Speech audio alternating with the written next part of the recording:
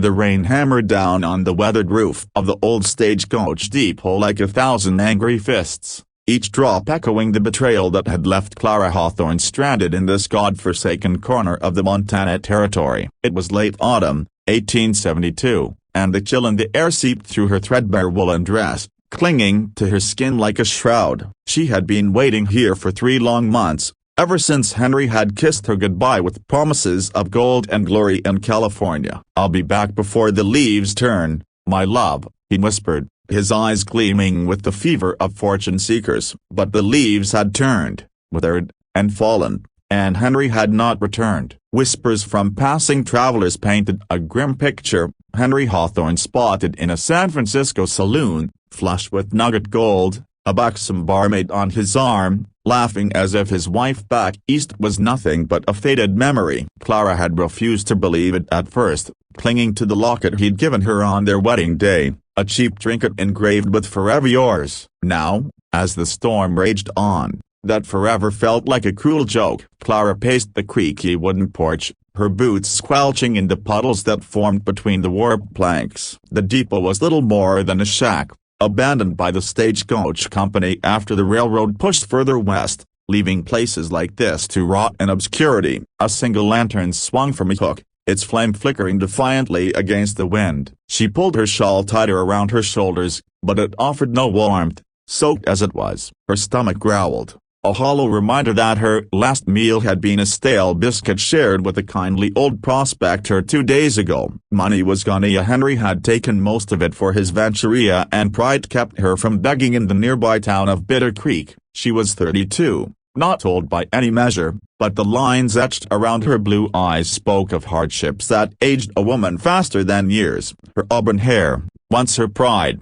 hung in limp strands, matted by the rain. The sound of hooves cutting through the mud drew her attention. At first, she thought it was the wind playing tricks, but no, a rider approached, silhouetted against the gray curtain of rain. He moved with purpose, his horse a sturdy gray mare that plodded steadily, unperturbed by the deluge. The man wore a wide-brimmed hat pulled low, a long duster coat flapping like the wings of a great bird, and a bandana tied around his neck. As he drew nearer, Clara's heart quickened. Could it be Henry? Had he come back after all? But as the rider dismounted and tied his horse to the hitching post, she saw the truth. This was no city slicker like her husband. This was a cowboy through and through, broad-shouldered and weathered, with the revolver slung low on his hip and a rifle in a scabbard on his saddle. He stepped under the awning, shaking the rain from his hat, revealing a face carved by sun and wind, a strong jaw, high cheekbones, and eyes the color of rich coffee. A faint scar ran from his left temple down to his jaw,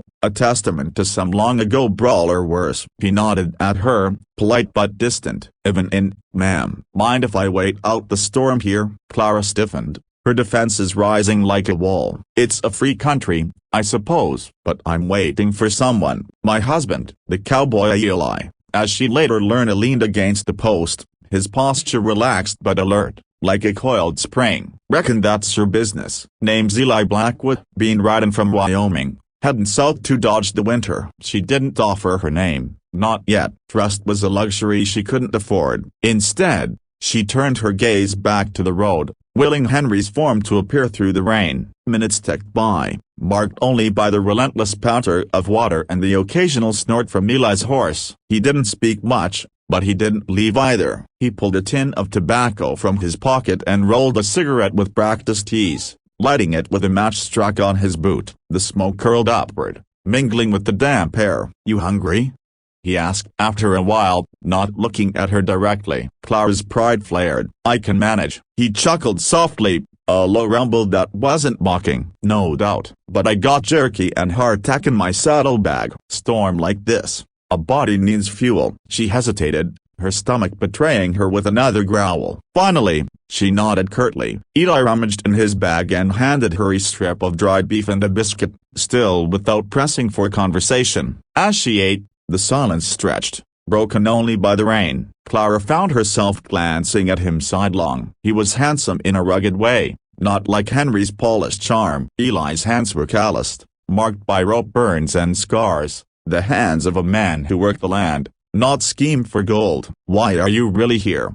she asked eventually, suspicion lacing her tone. "Ain't many cowboys riding alone in this weather." Eli exhaled smoke, staring into the storm. "Truth? I was chasing a herd of Mustangs up near the Bighorns. Lost am in a stampede. Figured I'd head to Texas, find work on a ranch. Saw the depot from afar, thought it'd be dry. Didn't expect company." Clara snorted. "Company? I'm no company. Just a fool waiting on a ghost." He turned to her then, his eyes meeting hers for the first time. There was no pity there, just understanding. "We all wait on something. Sometimes it's worth it, sometimes it ain't." The words hung between them, heavy as the rain. Clara felt a crack in her armor, a vulnerability she hadn't allowed since Henry left. She told herself it was the cold, the hunger, but deep down, Eli's steady presence was a balm to her frayed nerves. As the hours wore on, the storm showed no sign of letting up. Eli built a small fire in the depot's old stove, using dry wood he'd scavenged from inside,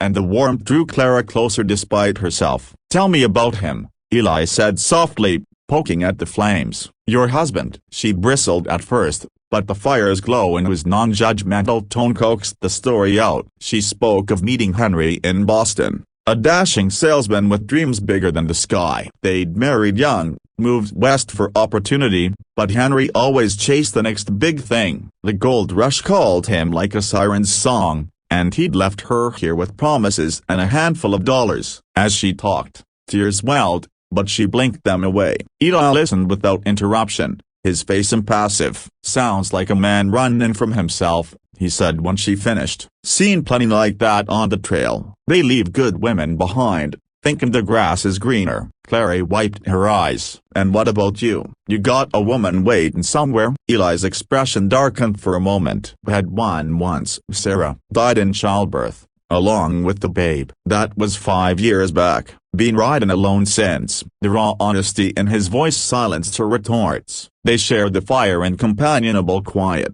the rain a constant companion. Night fell, turning the world outside into an inky void. Clara dozed fitfully, wrapped in her shawl, while Eli kept watch, his revolver close at hand. Bandits roamed these parts, drawn by the isolation, but Eli's presence deterred any threats. By morning, the rain had eased to a drizzle, but Clara's hope had not returned. The road remained empty, no sign of Henry. Eli saddled his horse but lingered. "Town's a mile east, Bitter Creek. You could find work there, or a stage out." She shook her head. "I ain't leaving till I know for sure." He nodded, as if expecting that. "Then I'll stay a spell." "Ain't right leaving you alone." Clara wanted to protest, to send him away, but the words wouldn't come. Instead, she watched as he unsaddled the mare and set about repairing the depot's leaky roof with scraps of wood. His movements were efficient, born of necessity. As the day wore on, he shared stories of the trailer driving cattle through blizzards,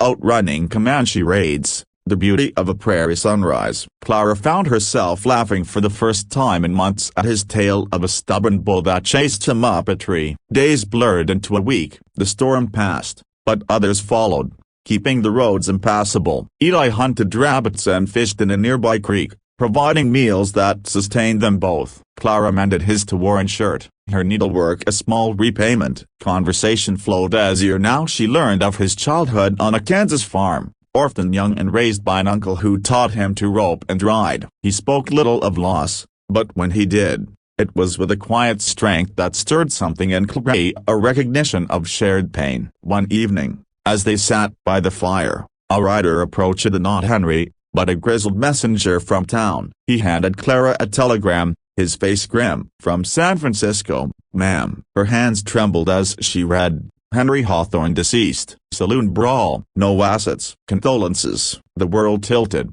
Clara crumpled the paper, sobs racking her body. Eli was there in an instant, his arms around her, strong and steady. She clung to him, the dam of her grief breaking. He held her through the night, murmuring comforts without platitudes. In the days that followed, Clara mourned, but Eli's refusal to leave became her lifeline. He helped her plan and sell the few possessions she had, find work in town as a seamstress. But as they prepared to depart the depot, Clara realized the truth. Eli wasn't just a passerby. He'd ridden in on that stormy night and planted roots in her heart, stubborn as sagebrush,